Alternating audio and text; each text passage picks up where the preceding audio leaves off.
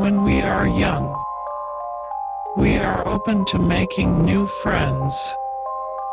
We would spend time with them in class, at recess, or invite them home with our parents' permission. However, what happens when one unknowingly invites someone over? What if that someone is something unseen? An otherworldly force, whose existence is beyond our comprehension.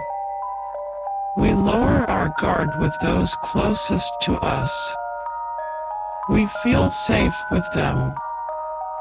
But how can one feel safe when there's something lurking in the shadows?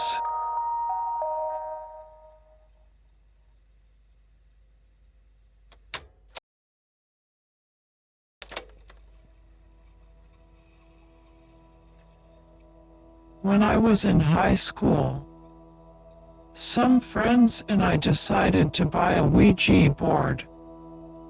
This is back when we thought it was a harmless game. We did not believe it was a gateway for evil. However, after our experience with it during this stormy night, we became believers. It was myself and my friends Emma, Nick, and Ralph. We set up in the center of Ralph's room, cleared an area on the bedroom floor, brought in his cat, and turned on his touch and sound-sensitive plasma ball globe lamp. It was a lamp where if you touched it, electrical current would shoot to where your finger or hand was when placed on the glass.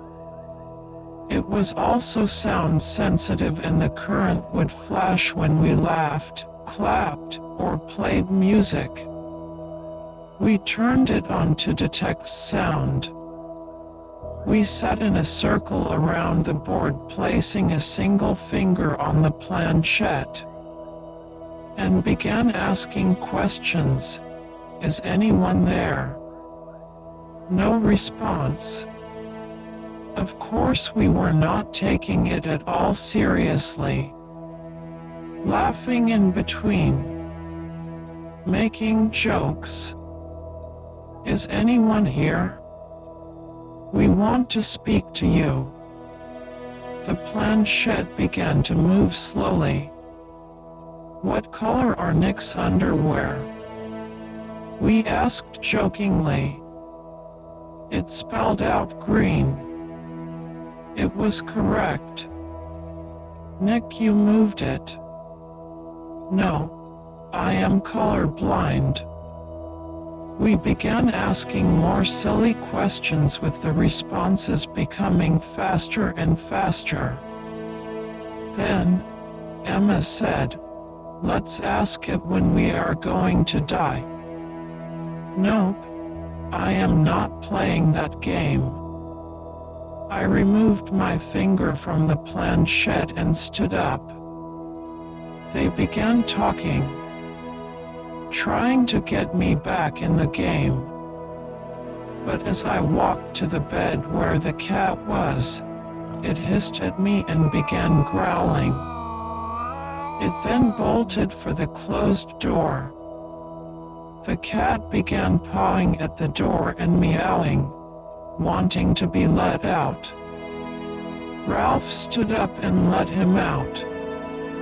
That's weird, he said. He never behaves that way. Meanwhile, Nick said to be quiet and focus on the lamp. The current was going crazy. Flashes of light were emitting as if a lightning storm was happening within the lamp itself. No one was touching it. And the room was silent. Or was it? Was something in the room with us? After all, we did not ask the spirit to say goodbye. We just stopped playing. We all decided to call it a night as we had school the next day. We said good night to Ralph and went home. The next day Ralph was not in school. We didn't know why. Later that day, Emma told me that Ralph called her from the hospital. Apparently he had a seizure during the night. He was not sick, and when his mom tried to wake him, he wasn't breathing.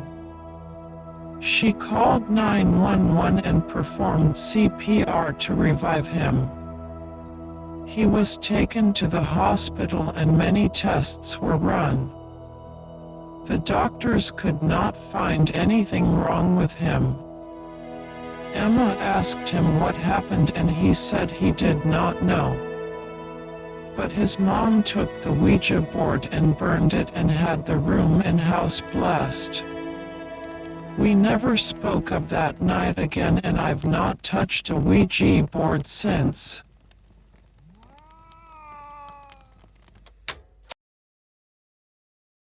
Please like and subscribe if you enjoyed the content. Thank you.